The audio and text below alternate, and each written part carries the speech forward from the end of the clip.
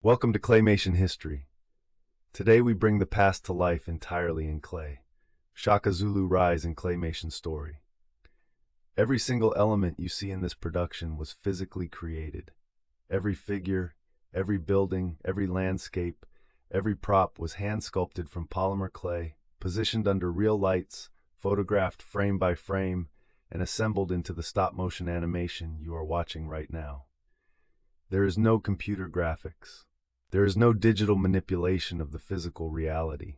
What you see is what was actually built.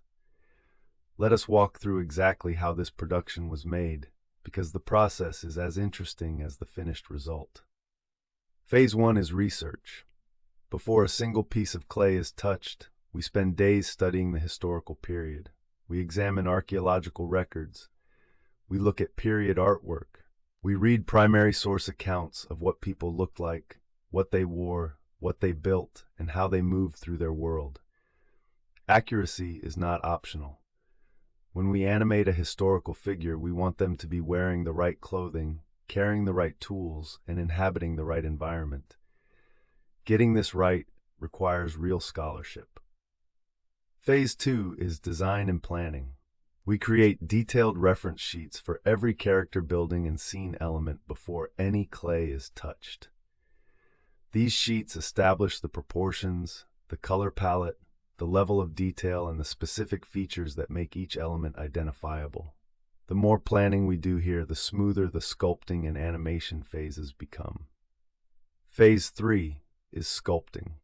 The main characters in this production each required between 4 and 8 hours of dedicated sculpting time. Facial expressions are the hardest part. The difference between a figure that reads as confident and one that reads as afraid comes down to millimeters of clay positioned around the eyes and mouth. We work at this level of precision throughout. Supporting characters and background figures require less time but still demand careful attention to historical accuracy. The sets and environments are built on a separate track with their own research and construction timeline. For this production, we built over 200 individual clay elements. Phase 4 is animation. Stop motion requires extraordinary patience.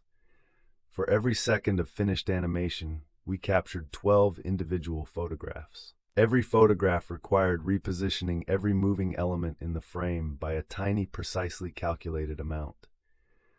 One mistake in the positioning means either a jump cut in the final animation or an entire sequence that must be reshot.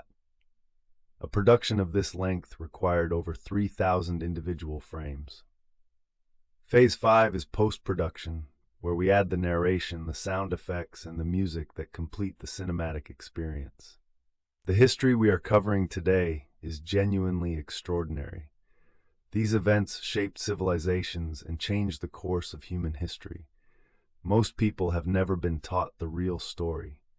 We are correcting that one clay figure at a time. Stay all the way through to the end for the complete historical account and our closing analysis. What we have covered today is just the surface of a story that goes very deep. The history of Africa is one of the most vast and complex histories in the world.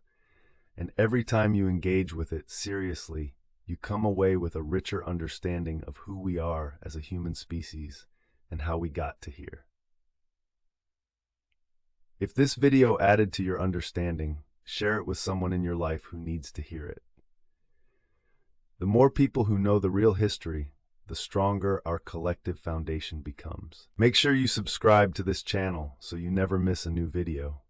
We publish new content every single day, covering every dimension of African history, culture, wealth, and the contemporary African experience.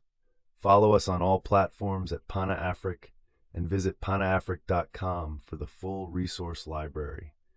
This is your history, and we will see you in the next one.